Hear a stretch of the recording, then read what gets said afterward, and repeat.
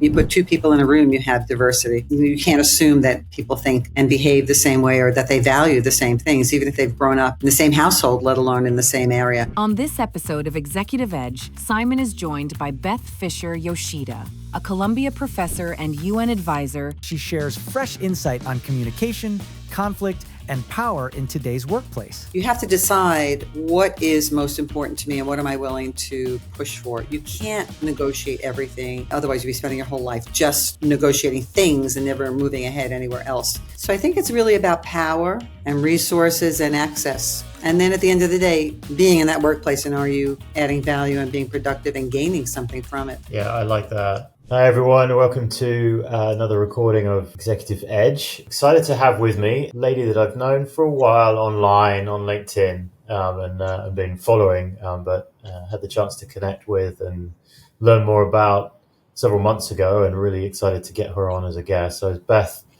Fisher-Yoshida. Good morning, how are you?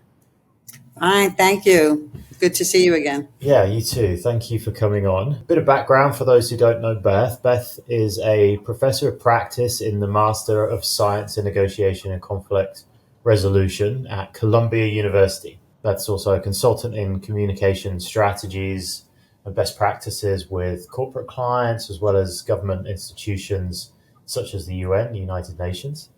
Has been for, I think, is it 27, 28 years now? I thought I was done, but I'm putting in another proposal for a project, so oh wow, still doing it since 1996. Yeah. Wow. Okay. Beth also co-leads the interdisciplinary consortium at Columbia University, which focuses on research, practice, and education in the areas of conflict resolution, peace building, and sustainability. Just as relevant, if not more, now than it has been in the last few decades, which is great. Beth has a very impressive background on the academic side as well. A PhD in human and organizational systems from Fielding Graduate University, as well as a master's in special education from Columbia.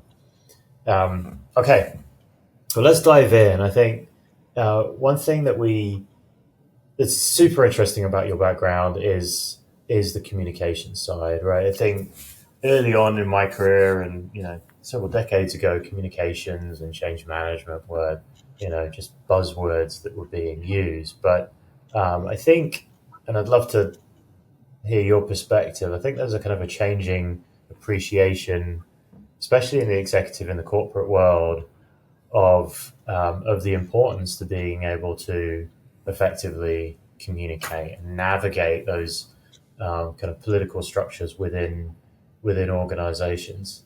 Has anything changed since you first started getting into this area? Is there any dynamics that you think might be quite interesting to share? And because you're working with corporate execs, going through your program, you're consulting to them, you're also working with government institutions. Like, what's going on out there at the moment from your view?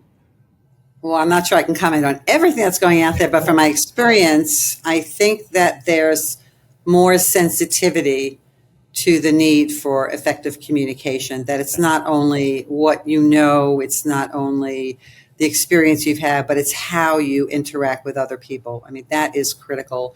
So the world seems to be getting smaller through internet, through multicultural organizations, multinational organizations. People have a lot more mobility. So cross-cultural, intercultural communication has become more critical. The level of diversity in any of our organizations, I mean, you put two people in a room, you have diversity. Mm-hmm. You can't assume that people think and behave the same way or that they value the same things, even if they've grown up in the same household, let alone in the same area. So I think there's more sensitivity, and I think that, it used to be called, which still is in some ways, the soft skills, like you learn the technical skills and then you learn the soft skills kind of a thing. And some people say, well, they're not soft skills, they're really critical. I mean, they're the essence of what lets people be productive or not. So I think there's more awareness. I'd like to believe there's more effectiveness in how people are communicating. There's more attention to emotional regulation and how do you communicate emotions and all of that. So in general, I think there's more acknowledgement that it's important. I can't say that in practice it's really being done well on a very large scale. I think there are pockets of effectiveness, of course, but in general, there's more attention to it. Okay. And it always feels, generally feels like there's more chaos. Yeah, not necessarily just within businesses. And I was reflecting on this with some friends the other day, and there have been changes in the way that I've communicated, the way that politics or political interactions exist within organizations since COVID. There are kind of sensitivities now that are coming out. People are sharing their emotions more. There seems to be a kind of a increase in friction is something that I've noticed, and I can't necessarily put my finger on it, but it does, back to your point, express even greater importance now on being able to effectively communicate and care and empathize about who you're working with, and knowing that you probably need to get ahead of potential challenges, and that's going to help you in the longer term. Have you seen a change? I mean, even in the last 3-4 years? Yeah, I think that there was a debate before COVID, there was a debate about remote work versus in-person work and so on. And then when COVID came, we had no choice, right? So we were pushed into remote work, and some organizations and some styles of work, some professions, some disciplines and industries did it better than others, depending on the nature of what it was. I think that was a very highly stressful situation, especially if you had two working parents at home with children being educated at home, all like in the same small space. You started to realize how small your living space really was. So then after COVID, people started to realize, we managed okay, or maybe even better, maybe remote. So maybe I don't have to go to the office 5 days a week. Maybe I can have a little bit more flexibility. So then there was a demand and a push for more flexibility in work location. I think that, but then two other things happened. One is that, of course, commercial real estate went down a lot because people didn't need the same space, and people had a yearning for being in person with people. So then organizations are trying to figure out, well, how do we do that? How do we create community, which we try to do in our online program as well? How do you create community that you kind of automatically get by being in person, right? That was there. And the second thing that was also very interesting was about performance management. Many people had said to me, I don't know how to measure someone's performance if they're working remotely. And I thought about that, and I said, well, aren't you making an assumption that just because you see somebody at their desk that they're working, right? I mean, you could be at your desk doing all sorts of different things. It doesn't mean you're being productive. And sometimes, there are productivity studies like, are people more productive outside or whatever? So maybe they work from 7 to 9 in the morning, take a break. Maybe they work 7 to 9 at night. Who knows, right? So it's raised a lot of questions about what does it mean to be productive? What does it mean to have community in the workplace? What does it mean to evaluate performance? So I think those questions are still out there. That's super interesting. I mean, thinking that there's people, gain comfort from physically seeing activity, right? Seeing someone at their desk working makes them believe that they have perhaps a clearer view of whether that person is productive, even if that's not necessarily the case, right? So there's something underlying to that. The quote that you and I had talked about before, but I also think is relevant. I wanted to weave in here was from Aristotle, and I think book number 1 in his writings, Politics, where he said that it's man at least anyway is by nature a political animal, and I can't stop thinking about that because for me at least anyway, I've grown up where politics is, it was something that was government. It was driven by institutions. It's separate from my interactions, perhaps on a personal level, both within the ecosystem of a community, friend network, and then also at work, like, yeah, there was, people talk about all those work, there's politics at work, right? Someone doesn't like someone else, or someone else is vying for a position or a promotion. You separate the two, because one is closed, it's familiar, doesn't seem necessarily as complex in the workplace. The other one seems somewhat separate, and a lot more remote, and less like something you have to deal with or understand. It's just something that's done to you. You vote in these systems. Politicians are put in place, and then it's their role, and you're just observing externally. You've seen political systems and human systems in both institutions as well as the corporate. So what are we missing? What do you teach and also consult on from a political system standpoint within organizations, perhaps that's very similar to the institutional frameworks and the complexities there, that you think people should actually understand and appreciate more in their work? Yeah, I've thought about this since we talked also, and I think that, when I sit back and think, well, what is politics in an organization? Mm-hmm. And a couple of different themes come up for me. One is about power, Mm-hmm. right? Where does power sit? Who has power? What does power gain you, right? So it gains you access to resources and other things like that. There's influence, there's identity, and all of that. There's systems versus the individual input. So I guess when I do consult, when I coach, or think about negotiation in that context as well, you have to think about, at the end of the day, what's the most critically important part of it to you, and how much risk are you willing to take, Mm-hmm. right? So those are some big decisions. But once you start to frame some of it a little differently than you normally would, like, I'm up against a system, and I'm like, well, who makes systems, right? And why is systems there, and all of that. So you get into this whole philosophical, but also practical conversation about it. You have to decide, what is most important to me, and what am I willing to push for? You can't negotiate everything. Otherwise you'd be spending your whole life just negotiating things and never moving ahead anywhere else. So a lot of it has to do with fit and fear. Like, if I push against this power or this system or this other person, what's the fallout? Will I gain something that I want?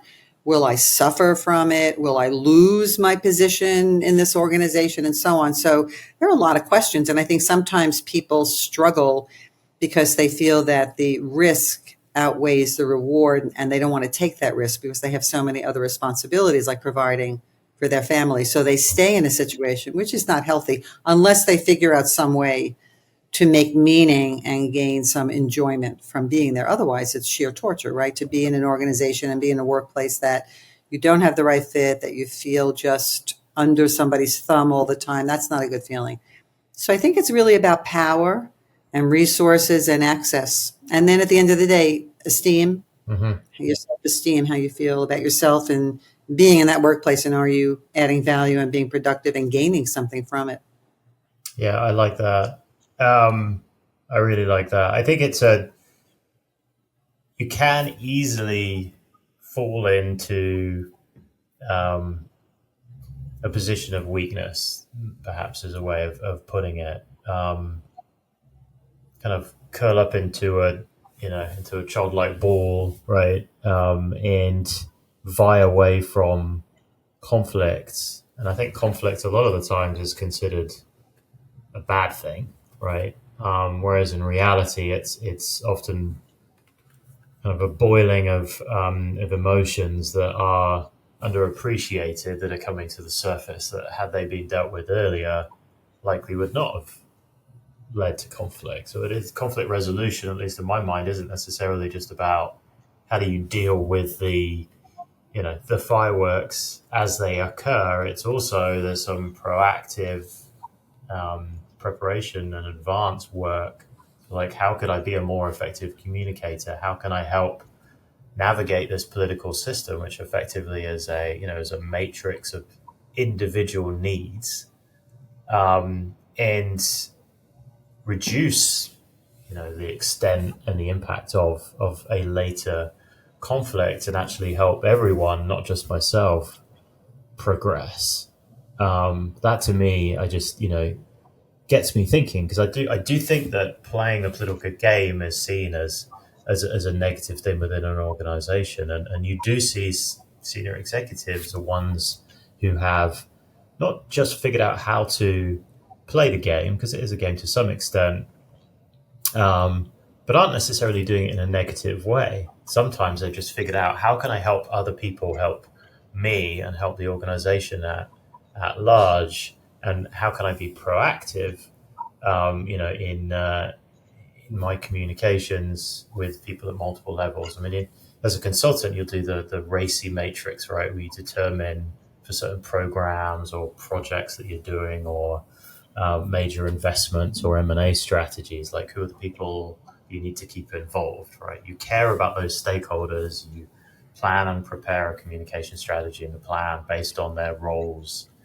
connected to that particular project. People that learn how to do that and do that proactively, I think, are the ones that are seen to be political, but reality is they're just thinking and caring and empathizing and being a little bit more proactive in their approach and how they work with organizations. Those seem to be, at least from my exposure, ones that progress the furthest in their career, right? They're constantly doing that, not hiding away from it. That's something. The way you described it, I was thinking also the word strategic. Yeah. It's just strategic to do that. Yeah. I mean, the CEO has to answer to investors, right? They have to answer to a board. They have to answer, in some cases, to shareholders. And I think appreciating the dynamics in which they have to operate, and thinking, how can I help that individual and help their CEO -1, and how can I help the other C-levels in what they want to do, and coordinate my work accordingly. And then it goes down, layer by layer of what does that then mean for the projects, and how I prioritize them, and how am I going to communicate effectively with the people in the way that they need to receive that communication, to move those programs along. I mean, it doesn't have to be ill will or ill intent in the way that you approach it. But let's if we can dive back, because I want to learn more about you. I knew what I wanted to discuss with you because of your background, and I think I've gone a little bit too quickly into that. I want to kind of take a step back. Is your consulting career also started off with your own academic studies, right?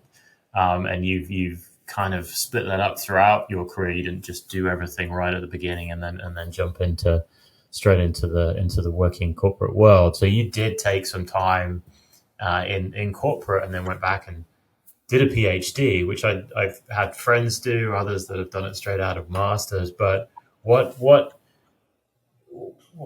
took you that direction, and also how did it change what you're doing today, do you think? Yeah, so I think that it's really important for people to get work and life experience between degrees. I understand there are some careers that require a heavier education earlier on in order to qualify to be in certain places like medical profession and things like that. But in my case, I also did a career shift from special education into organizational development and then human and organizational systems. So it moved along in a progression there. I lived overseas in Japan. I had lots of different experiences. I worked at McKinsey and Company. And then I came back for my doctorate as a mid-career professional. Right. And one of the motivators for doing that was not to get the letters after my name, which have served me well anyway, but that wasn't the original impetus. The original motivation was to have some kind of organizing framework of how to think about theories and people in different fields, because I would hear names and dates and kind of like things they were affiliated with, but it wasn't organized in my mind. I wanted a framework. I wanted to understand why we have the organizational structures we have today. Like, where did that come from? Mm-hmm. What was the development of leadership? What was the development of even social psychology and all of that? And a colleague of mine had gone to Fielding Graduate University, and she said, Beth, this is what I'm doing. And I thought to myself, she knows all these different things. She has like a photogenic memory. Why is she doing this? And then once I looked at the faculty and the diversity of their backgrounds, I said, I want to be a part of this conversation. Like, I want to work with these people. I want to study from these individuals because they're just so interesting. So that was my original reason, is just, and so it did become more organized. I said, oh, that's why, things happen. And I used to study art as well. So I had a art history orientation. And I used to love when faculty would not only describe the art, but would say what was happening in the culture at that time, what was happening socially and politically. So it gave the context. And for me, I'm a big person on context, like what was happening. When Freud came around, he was radical in his day, today less so. But if you look at who he was in that context, pretty radical to be doing what he was doing and saying what he was saying.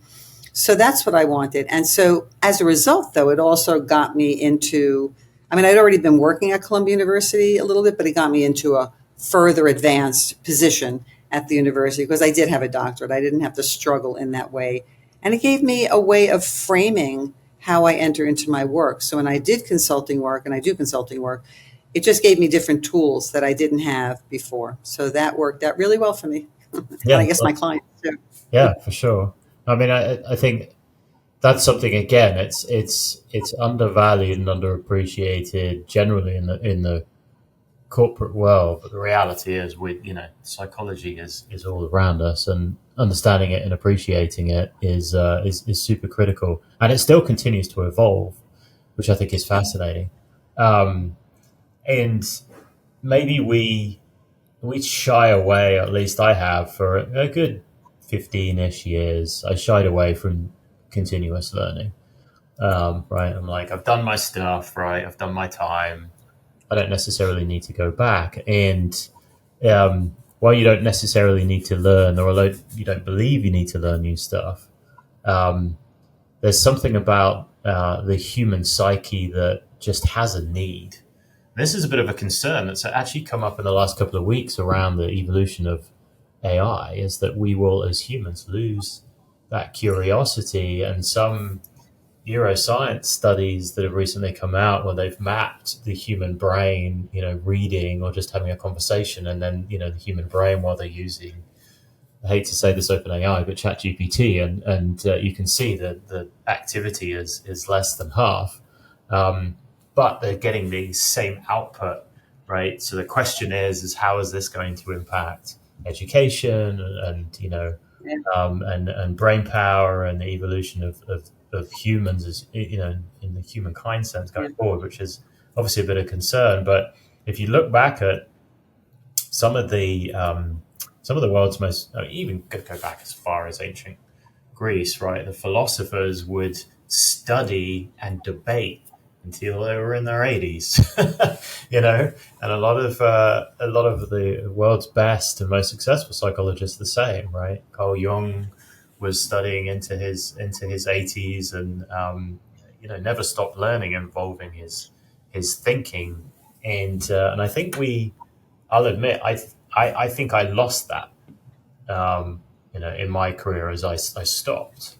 I stopped learning or thinking I needed to. I was just regurgitating and just doing the same things in different environments. Do you see that as something that that you did in doing the PhD?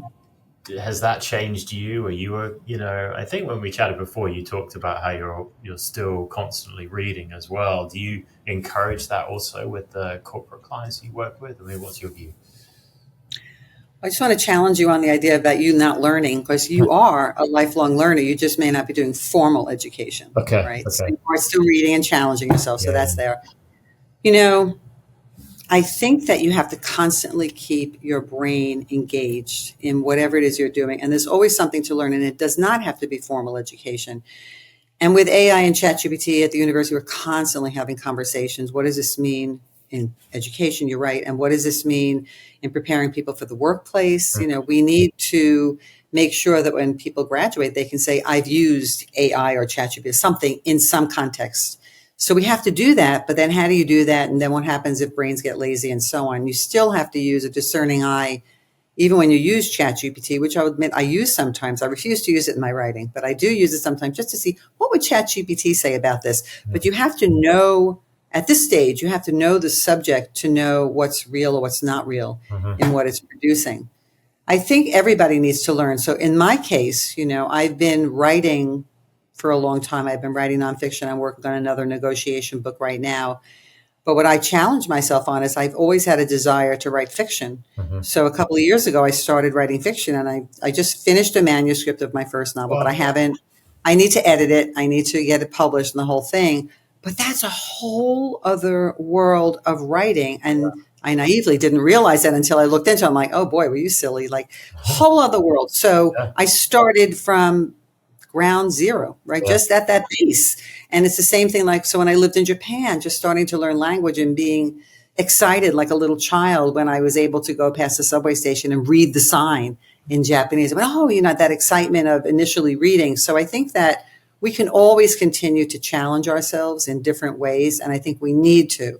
And the neurosciences, which is another advancement, right, in our brain capacity, is showing that you need to do that and make new grooves in your brain and new patterns and so on, and that we can continue learning. And I mean, I'm not up on all of the Alzheimer's studies or dementia, but I think it just being able to continuously engage your brain, engage with people, engage in conversation, like you talked about, the old debates and all that, keeps you fresh and alive. My mother lived until 96 and a half, and she was sharp until the end because she had that constant learning and engaging and sense of conversation. Yeah. I hope that we continue with that, right? Because as these tools evolve and you get more reliant on them, then, in that period of my life of, 15, well, maybe it was just over a decade, but I didn't read anything. I was just picking up, The Economist or, or newspaper or reading something online. But I think there's probably a chemical balance behind it. It probably, whether it releases oxytocin or some serotonin that you get from, maybe not a huge burst that you might get from, hugging someone or talking to someone else or working out. There's definitely a chemical reaction you get from, and some element of fulfillment that you feel, at least that I feel from reading. And it has to be a book. For whatever reason, I just don't get it. For a Kindle, I've tried. But it's. You mean an actual physical book? Yeah, it's weird. Maybe with the audiobooks to some extent. And I think it's the conversation, because you're having a conversation with yourself, with the text. You're thinking what it means. You're interpreting it. I mean, I'll go back and reread chapters multiple times. There is an element of fulfillment that comes from that. And I'm sure in the workplace as well, this constant desire to continuously learn actually helps. Maybe it helps you navigate the political system because you're thinking scenarios through, right? You're playing out the bad outcome and the good outcome, and how do you avoid one and go towards the other ahead of time. So you're almost doing some conflict resolution, some negotiation strategy preparation in your head that comes from activity in your brain that that weakens if you aren't reading or studying or having conversations, perhaps. Maybe there's some personal therapy that also comes that helps with navigating political systems.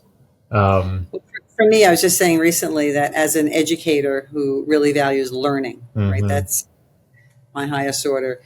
Recently, I was reading some papers, which is not my favorite activity. I love being in the classroom. I love engaging with people, but I don't love reading papers afterwards. However, once I do get into it, I enjoy it. And this batch of papers, I read recently, just elated me because some of the people were such good writers, and I appreciate good writing.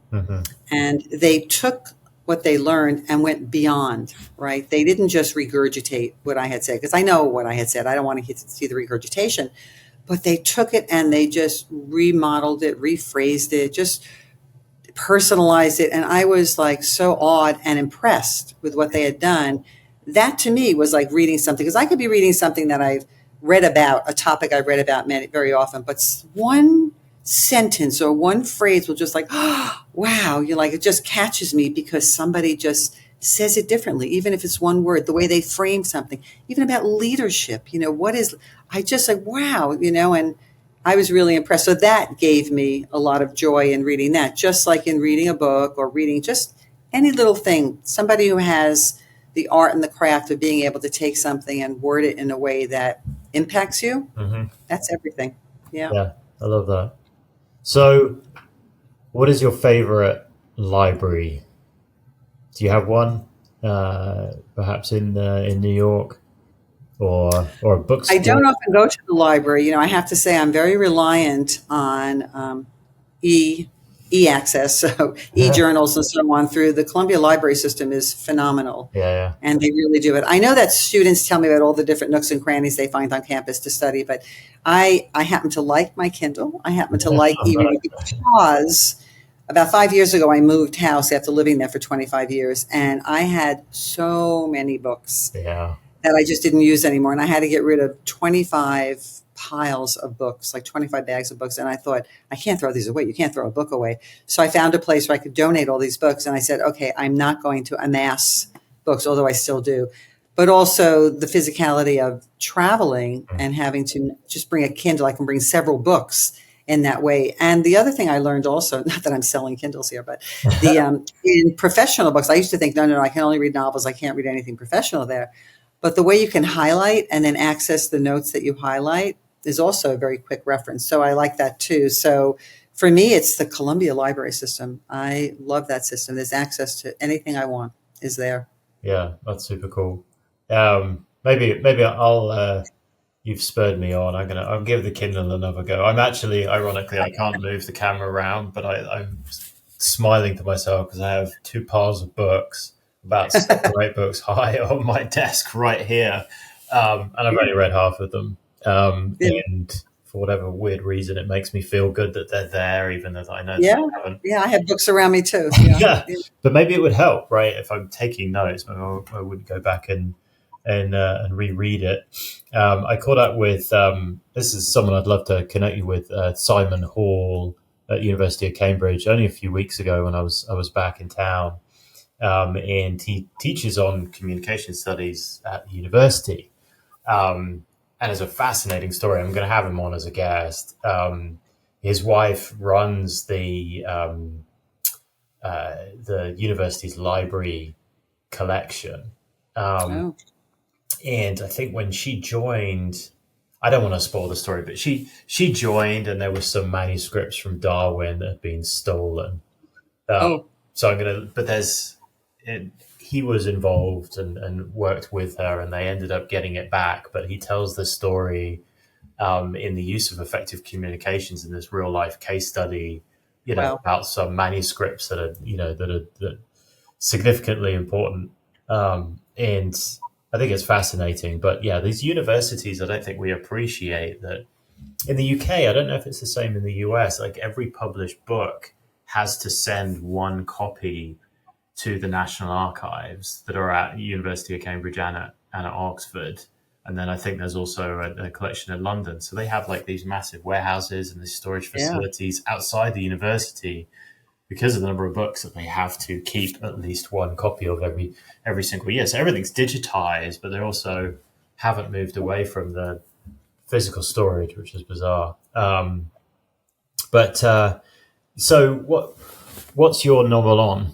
The fiction one that you've been working on. I'm intrigued now. I need to get my 30-second elevator pitch, but it's a story of intrigue where it's 16th century Venice, and it's a wealthy merchant household, but the tides are turning because the Turks and piracy is on the increase, so the merchant's business is at risk. But his wife is a bored, middle-aged woman because her kids are grown. She's lost her purpose in life, and being the wife of a wealthy merchant is just not making it for her anymore. And they have a artist coming in to paint their portrait, and it just so happens that the apprentice to the artist caught her eye because she was so bored sitting there posing. And the apprentice rather, is actually not a young man, but a young woman, and a young Jewish woman. And so it's all this intrigue that happens with somebody else in the house and who gets found out and not because of the risks they were taking. So had a lot of fun writing it, and learned a lot in the process. It's historical fiction. Okay. And so yes, I have ideas for the next few books, but I'm determined to get this one off the ground. Excellent. Okay, well, we'll keep an eye out for it, and I'll go back and post the pre-order link once it's available. Okay, once it's out there. I'm hoping next year. I'm hoping 2026. Okay, no, that's exciting. Okay, well, very cool. We'll keep an eye out for that. Thank you. And I love chatting with you, Beth. So I appreciate your time. You opened my eyes and my ears as well, from a psychology and a academic standpoint. The first couple of times that we chatted, so I hope we can keep the communication going. I really appreciate your time, though. So thank you for coming on.